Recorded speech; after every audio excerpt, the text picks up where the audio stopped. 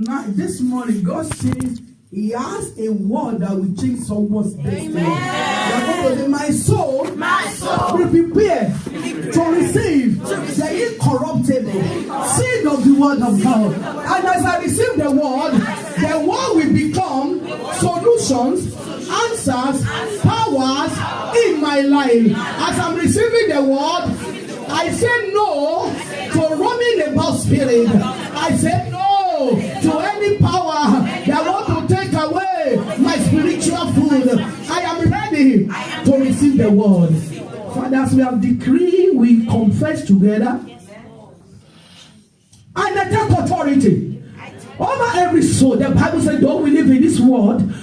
We do not wage war like the world does, but the weapon that we fight with are not carnal.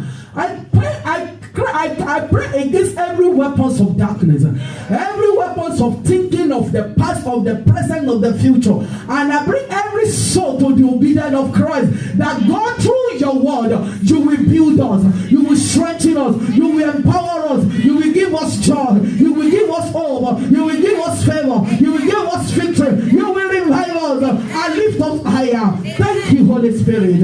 In Jesus' name we pray. Amen. Amen. Amen. Your amen is getting cool for my taste. 7 amen to Jesus. Amen.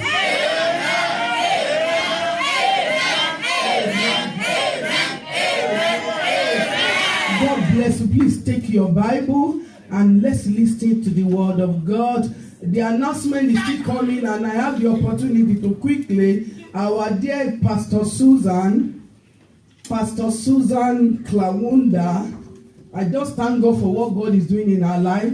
She's inviting us specially for a one-day breakthrough program. How many of us knows Pastor Susan? Glory be. You know her, isn't it?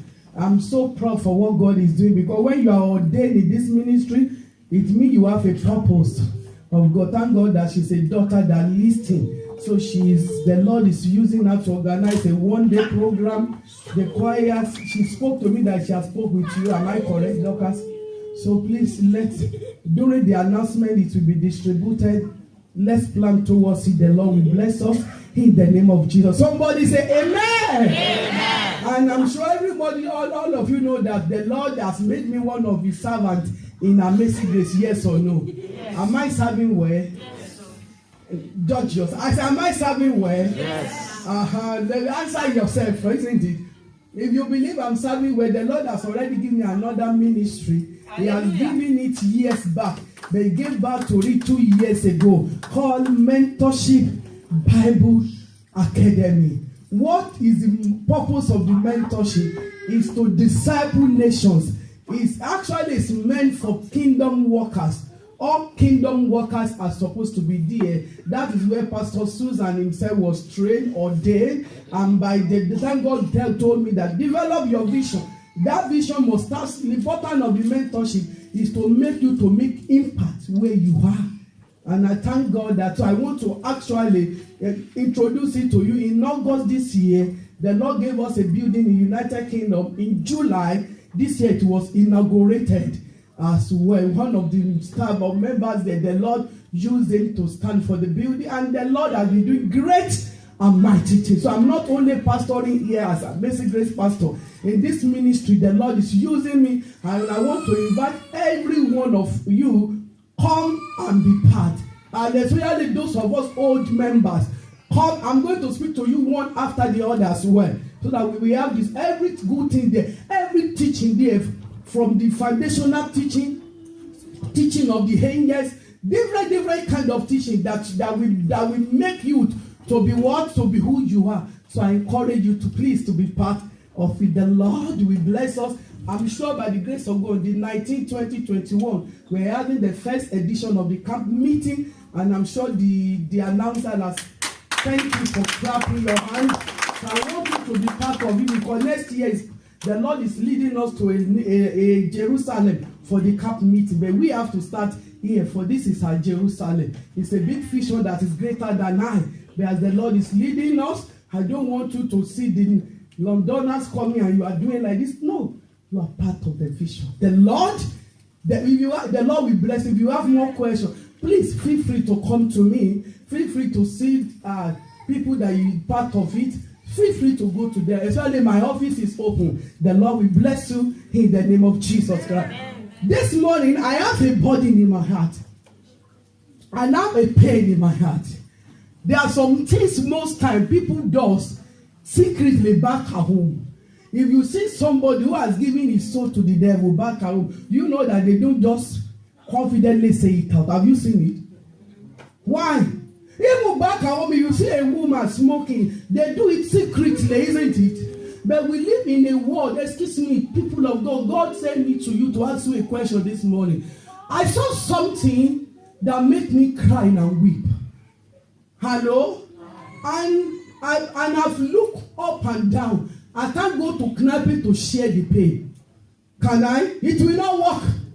I can't go to prostitute to share the pain. But I'm here to share the pain to the people of God. I saw something that is not supposed to be seen. I saw a young, beautiful lady. Very, very beautiful lady. Those of us that you are having children in this country, pray.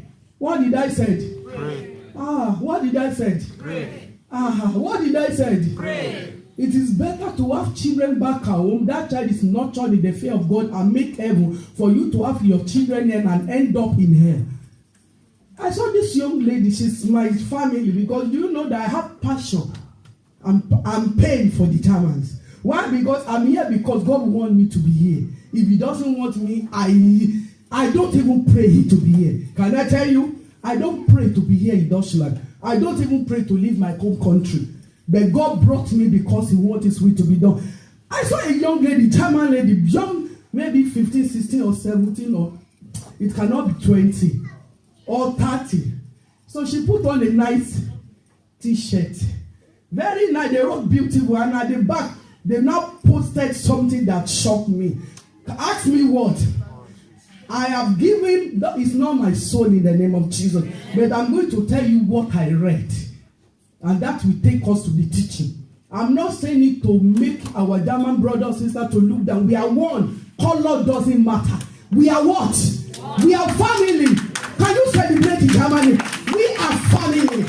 You are my family. I am your family. The color doesn't matter. It is the content that matters. It is the spirit that matters. It is God that matters. It is the word that matters. When I saw the young lady, I'm reading it, but it's not my soul. But for you to get understanding, I will read what I saw. He said, I have given my, he said, the sea asked for my soul, and I've given him all my heart. Big one at the back. He was going again to immigration. He showed it again. Big one, not covered. The sea asked for my soul, and I've given him all my heart. When you hear that, what does that mean to you? What does that mean to you? It means, what does that mean? So I'm talking to kingdom people right now. I believe I'm talking to people, but I'm here to challenge and to provoke you. Do you really love Jesus? Because most times we say we love Jesus, and actually we love Him in word, but in action we deny it. It means, excuse me, for that boldness. And I mean, when I look at her, excuse me, she doesn't even know what she's doing. It's me. You know the sea, the queen of the coast, has requested for the soul. And it has been sealed inside the ocean. That what? That the soul of this young lady has been doing what? He said, and I give him all my heart. It means he sealed eternally for hell fire. And that one has taken place in the realm of the spirit. And she has the confidence to do what? To put it on as a... And everybody read, everybody look normal. And that is the system, that is the question. Jesus asked the same question. He said, Peter, son of Jonah, do you love me? He looked at him again. He said, Peter, do you love me? The Bible said Peter was angry that we have been together for so long. People know me in Amazing Grace. Why then do you ask me? Why do you love me? Jesus looked at him the third time and said, oh, Peter, oh, what I'm saying, I know what I'm saying. Do you love me? And I'm here to ask you this morning, excuse me, do you really love God? Souls are dying. Souls are perishing. If I look at the young lady, there's no regret in her. Neither does she know what he's doing. Let's go to the book of John right now. So we are going to the topic of, do you really love God? Everything we do in the church that does not bring souls in, that does not bring people who are already labeled hell, that does not bring them in, is equal to wasting of time. There are a lot of activities we do in the church. That's okay. We can celebrate one another. That's okay. We can do this dedication. We can create opportunity to dance and dance. That is okay, but it's a wasting of time if we did not have the mandate to show love of God. God said, go and ask my people, do you really? Do you really? I'm not saying the one we used to say theory part of it. Do you really love him? Jesus is losing every day. His kingdom is depopulated. Even we live in a country he has caught them young. Satan has done what? Go to the German churches now. Excuse me, it's empty. No, just one day, don't come to church. Go on Sunday. When you go to first, second, you will come back weeping. Satan has let them know that Jesus has nothing for them. Jesus has no hope for them. And they have already seen it. They believe, and that is where we are. We are all. Do you love God? Come with me to the book of John. And also have some things I'm going to give you to challenge you. If you really love God, if you really love God, this is the time to show it. If you really love God, this is the time to get the mandate of heaven.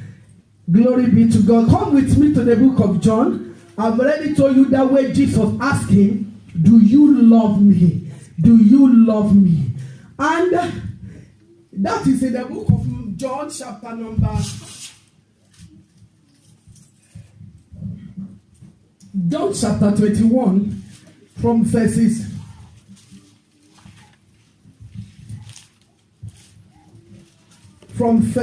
number 15. Are we there? John 21:15. When Jesus and his disciples had finished eating, he asked, Simon, son of John, do you love me more than others do? Thank you. Go to verse 10, verse 16. Jesus asked a second time, Simon, son of John, do you love me? Go to 17. Jesus asked a third time, Simon, son of John, do you love me? Let's now go to the book of Matthew. So the question is, do you really love Jesus? Some of us actually, what we love is our own love. I want to show you, the Bible calls somebody a rich fool. You will not be fool in the name of Jesus Christ. Do you know that everything we do in the church, that the salvation of soul is not there as a priority? Excuse me, it's a wasting of time. Let all of us wear a nice clothes, put on the best. If all those one is good, God is going to clothe you. But God is saying, do you really love him? Okay, I can see better with that glass. So in the book of Matthew chapter number 26, do you love God? I just want to pray. There will be a passion in somebody's heart. There will be a willingness in somebody's heart to show that true love. To go and show the love of God to the dying world. To let us know that God has planned this church. God has made you, take you from the kingdom of darkness, bring you to the kingdom of life, so that life can be saved. Matthew 26. Matthew number 26. The Bible talks to us concerning a man who built a house. Who has done the building of the house? Who has already talked to his soul to rejoice. And the Bible said that night the Lord asked for his soul. His soul was asking from him. Why? Because he does everything by gathering things for himself. Before we read it, I want us to know that the definition of success as a Christian is not complete when our success is not alignment with heaven. God wants us to be able to show his love to this world. And you must know that the love of Jesus, before we go, let's quickly go to Matthew 28:18. What is that love that we need to show to this world? In the book of Matthew 28, verses 18, 19, 20, but we are going mainly on 19. It says, "Go ye therefore and teach all nations, baptizing them in the name of the Father and of the Son and of the Holy Ghost, teaching them to observe all things whatsoever I have commanded you, and I am with you always, even unto the end of the earth." Excuse me, the Lord himself wants us, each one of us, to go and minister the love of God to the lost. God wants us to show his love by each one minister Christ. Do you know that in the working place, you are the eyes of God in your working place? Are you in the office? Where you are the eyes of God. Are you in a social house? You are in the house of God. Are you in, I don't know where God are. Even if you are in the bus stop, even when you are inside the bus, you are inside the plane, you are inside the train, where God has put you, you are the eyes. There are some of us here in your street, there is no single house fellowship there. Neither does people gather together to even know Jesus there. Do you know that even in the streets where we are now, we live in a country where they are very plain because they do a lot of things ignorantly. Hello? When you see the other worshiper back at home, a lot of things they do it secretly. Especially when they know that it can take life. Hello? But in this country, they will do it openly with the help of paper and paper and paper. Do you know that where we are now, they celebrate the God of the tree? Hello? In this street where we are in Roxy, and I walk through all the street in this country, there is nothing that you can find back at home that you cannot find here. But technology has covered it. Can I ask you, brothers and sisters, do you know that your success and your achievement is not enough with those amount of houses you are building back at home? It's good to build house home. It's good to build land. Your success, your achievement does not lie on how many cars you have sent home. Your success does not lie on how many documents you have. I'm one of the people that God brought me here by grace. I've never spent 1 minute as illegal, and I will prefer to be at home even to be here, but it's God's will I'm here. What is the definition of success? Is it accumulation of different clothes? This is the latest they are wearing now back at home. Everything I have it on my wardrobe. That is good, but that is not a success. I'm not saying it is not good, but excuse me, the success is this. Are you fulfilling God's purpose or not? I'm here to tell you that Jesus, his kingdom is reducing daily. Hello? His kingdom is what? It's reducing daily. And even his workers are not ready to work. Are not what? Are not ready to work. And I pray this morning, God is going to make this church one of a purpose-driven church. A church that will carry us God's mind. A church that will fulfill God's purpose. The Bible says that if one soul is being saved, all heavens, God himself, God the Father, God the Son, and the Holy Ghost, they rejoice over only one soul that has been saved. And when I look at the structure of the curriculum for our children in the school, all mother, parents, listen to this very well. Hello? If you are a mother, hey, Father, pray. What did I say? This money that you see, big car you see in front of the house, it's not all, no. What did I say? I was praying God that by his grace, the Lord make it possible in the area of childbearing and pregnancy. And I watched those children growing. And I also studied education back out. And I was able to penetrate into the habitual students, those that go to the best school. There's a school they call the best school where they used to go to university. And I look at the curriculum for Italy. Excuse me. Bewitchment is there. Witchcraft is there.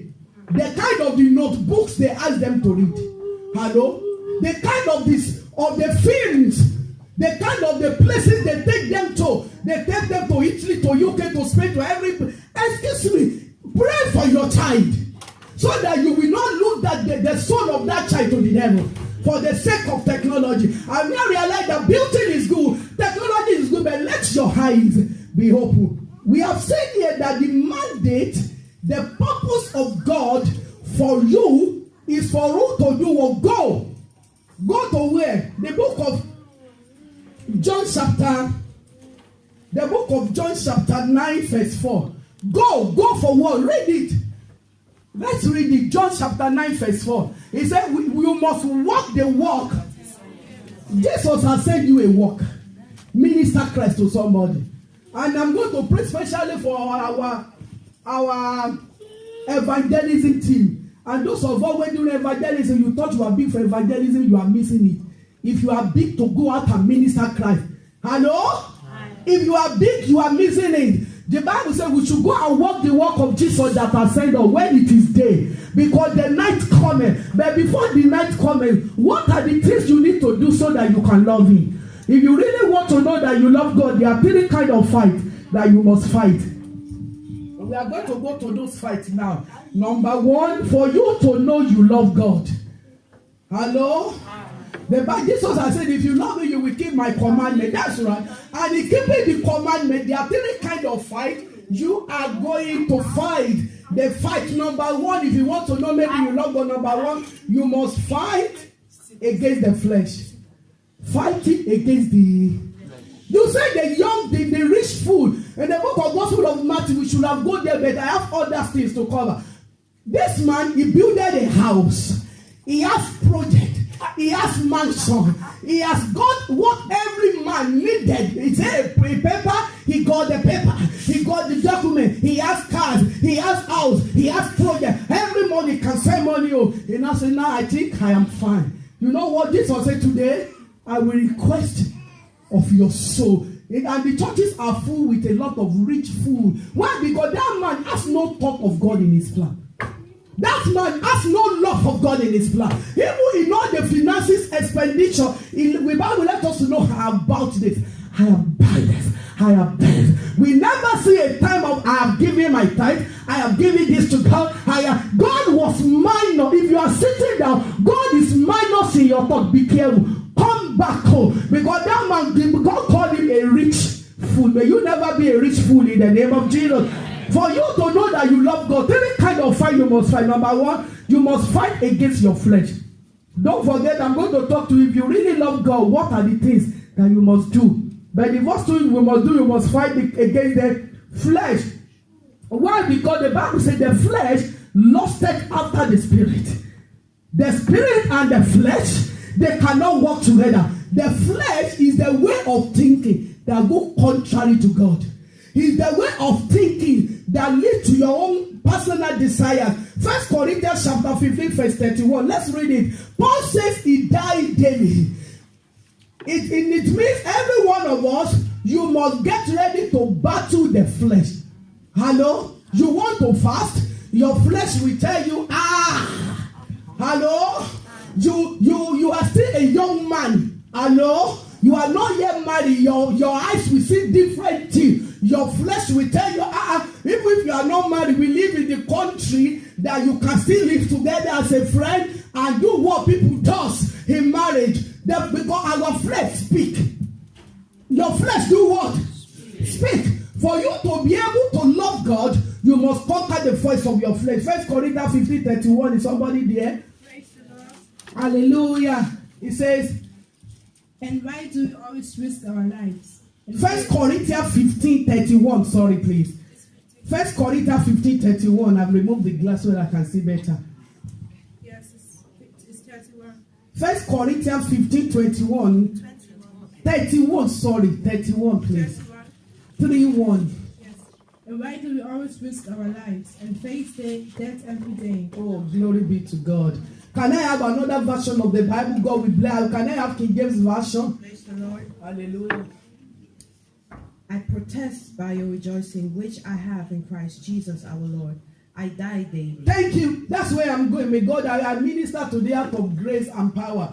If I should have my means, I'm supposed to put on the medicament and be on the bed. But for the love that I have for God, that's why I am here. I have in my book with me 1 Corinthians 15:31. Paul is saying you must learn to kill your flesh daily. Why? Because your flesh is the part of you that react to insult. Hello? Am I still talking to you? Yes. Your flesh is part of you that make you to show certain kind of stubbornness and arrogance, especially when things does not favor you. The flesh is the part of kind of you that react to the situation that does not, that does not enjoyable. The Bible says, I die daily. For you to show the love of God, you must learn to do what?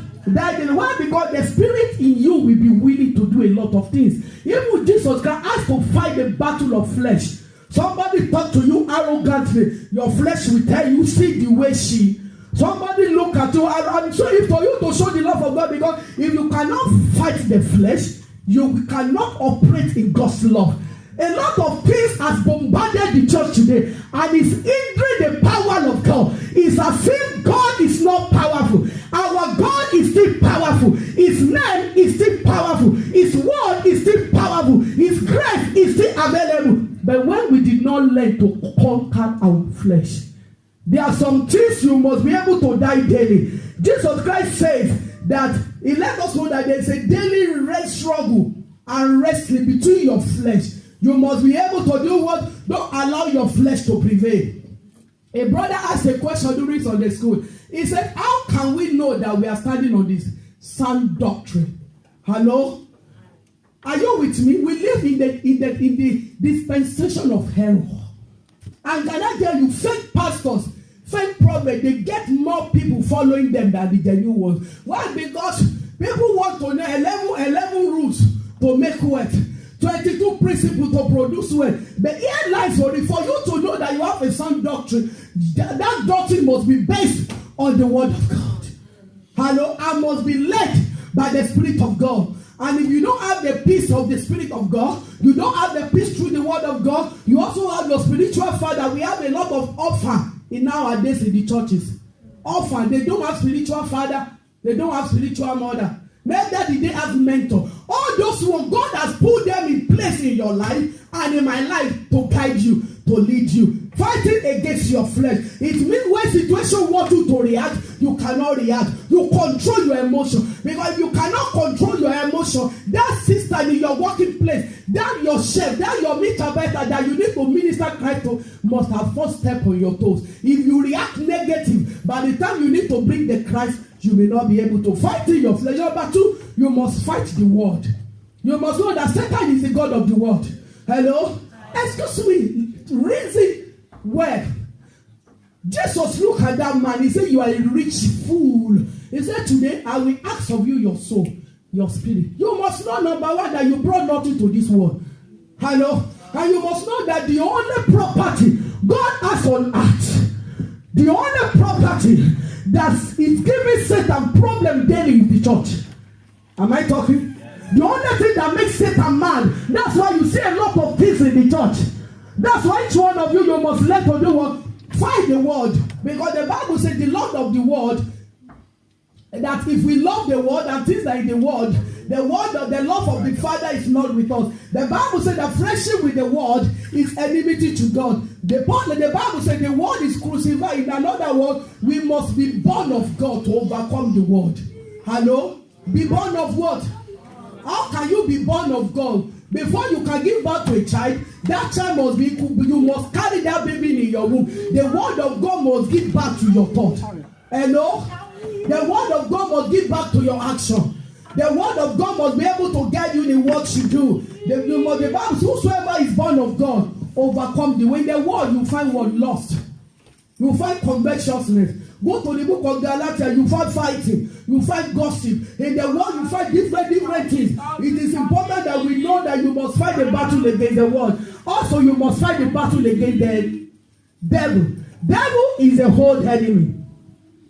Devil is the one that the Satan. Jesus himself prayed for Peter. He said, Peter, I have prayed for you. He said, Satan want to shift you. He said, but I have prayed for you so that your faith will be strong. Every one of us, for you to show the love of God, you must be able to do what?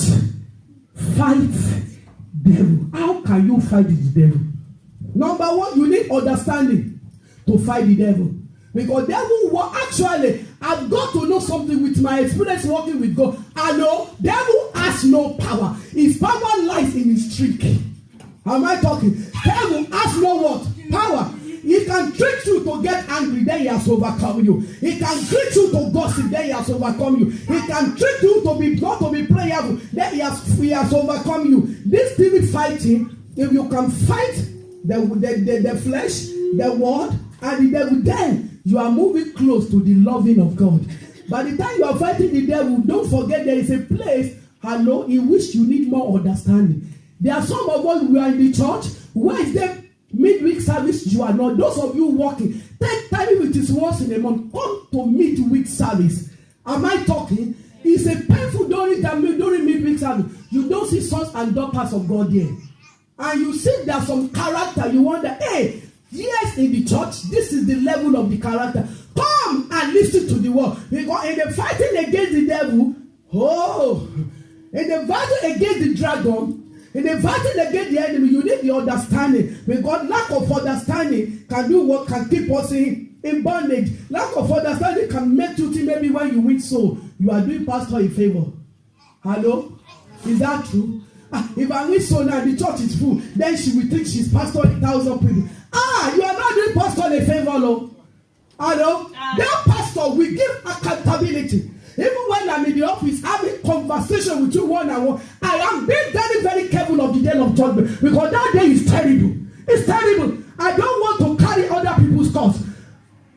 What I'm saying is, when you do the will of God, when you take it as a mantra, at least once in a month, if we cannot go twice in a month, we must be able to do what? Arise and just go and show the love of God to the people. The lady that has given his soul to the people, do you know that God have mercy? Do you know how many ladies like that in thousands that goes to the water every day and they still come back to live normal? And some of them, we have a different level.